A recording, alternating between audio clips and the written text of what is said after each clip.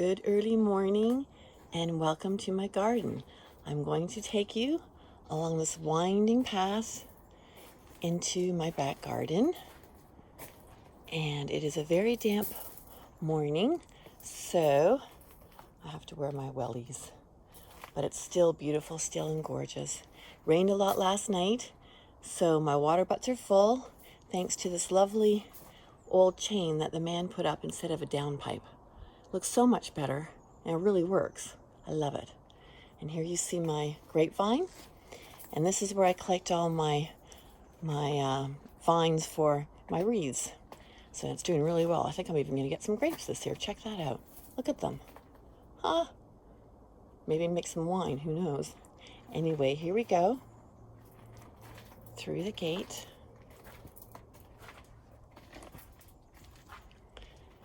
And here we are. And we're going to come into the garden. And I'm going to pass you over to the man because he does this much better than I do. But I just wanted to show you again those roses. Look at them. They're tumbling through the pear tree and a hydrangea. Oh, it's so pretty. Anyway, here you go, Neil. Pass you on. Good morning, everybody. Follow us. Now, yesterday was a beautiful sunny day, and we had planned to do this yesterday, but then decided to wait today. Now it's darker, because I think it's going to thunderstorm, which I quite like. But actually, it worked out well because it's going to show you what we're going to do much better, I think. So come on.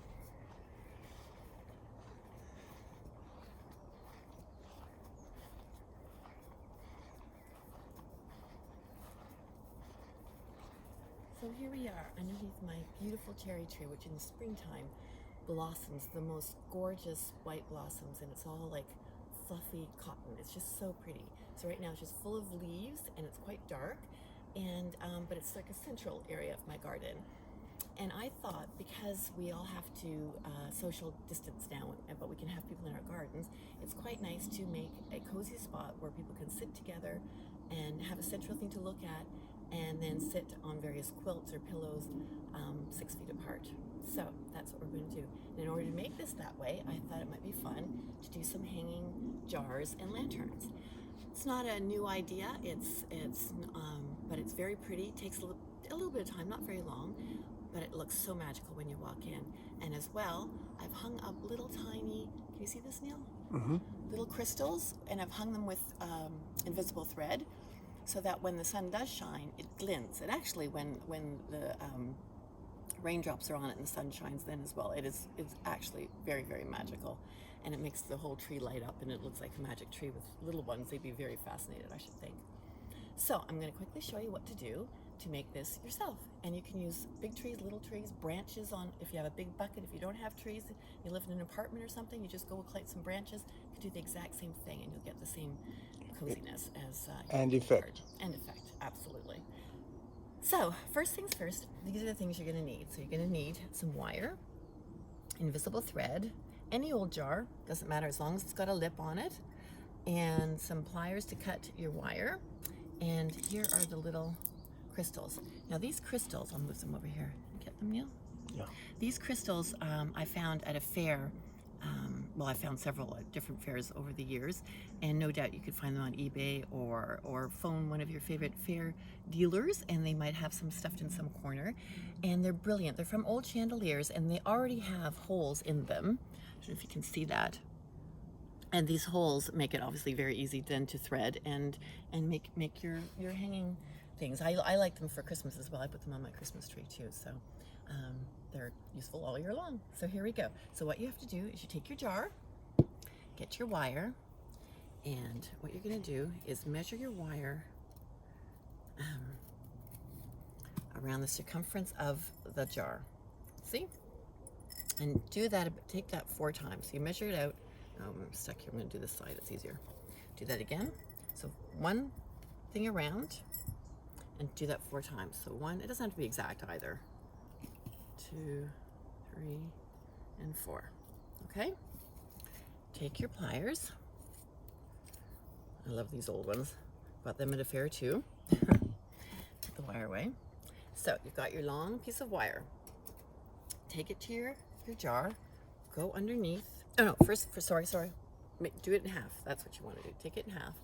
You really forgot that part. Very important. Do it in half. So you've got your long wire. You're taking it in half. Then you wrap it around. First you do a little twist at the end. That's, again, what would I do without you? So then you do a little twist here. So that's going to catch the wire. So you take that around and measure. And then you go about halfway around and make another twist. So you've got your 2 twists. I'll put down so you can see. All right. Now you're going to take that around to the one loop and twist it over. And to get this tight, because you don't want it to fall off, I actually twist the whole jar. You've got to make sure you're under the lip. Yeah. See? So you're underneath there so it holds. And then you're going to take the wire and just go across to the other loop and stick it through. And make sure that you get that on nice and tight so that doesn't break. And then you've got your little hanger. Now, I prefer to have, obviously, it has to be long. So can you just go up here, Neil? Because you've got your branches, you've got your leaves. You don't want, and the heat from the candle goes up quite far. So you want to have a long length so it doesn't touch it. So just take a little bit more wire. Whatever length you prefer, doesn't matter. As long as it's long enough away from the tree. And put it on in the middle. Now, of course, you might think you could use string. String would be nice for a little while, but don't forget it rots. And then could burn. And yeah, it could burn too. So you don't really want to use string. Unless you want to use this and give it as a present to someone and hang it on their door, you could use string. So that's all you're doing. And then you make it do at the top, twist. So you've all twisted it done. And then you've got your loop. And there you go. And then you have fun going into your garden and collecting some flowers and everything to put inside. So with that, then you could also put a tea light in, like I've done in here. See, the tea light or the flowers. Either one looks very sweet.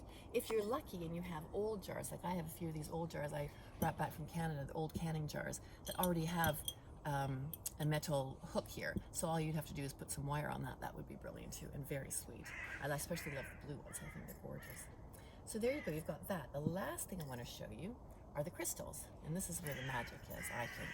So you've got your invisible thread. Now you can get this at any haberdashery store, department store, wherever. And because it is invisible, it's quite fiddly to work with, but not too hard. And the thing is that it's stiff. It's not like normal thread.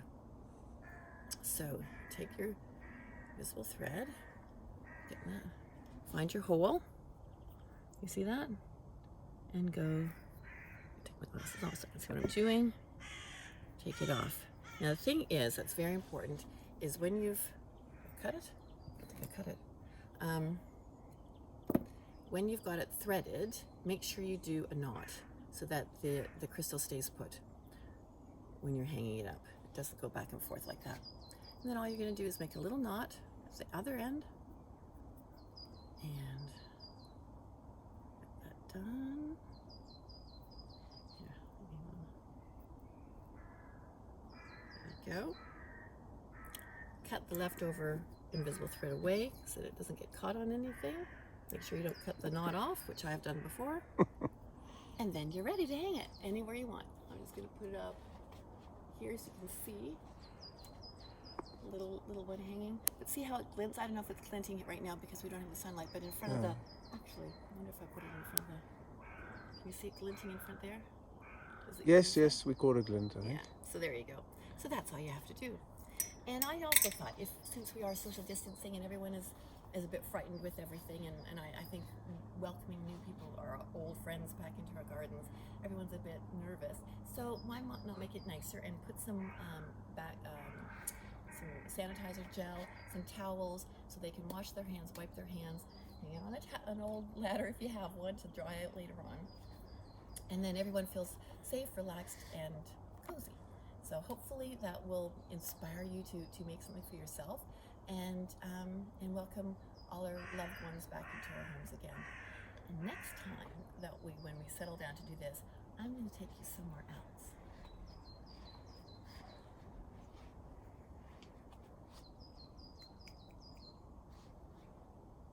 Thanks for joining me. Bye.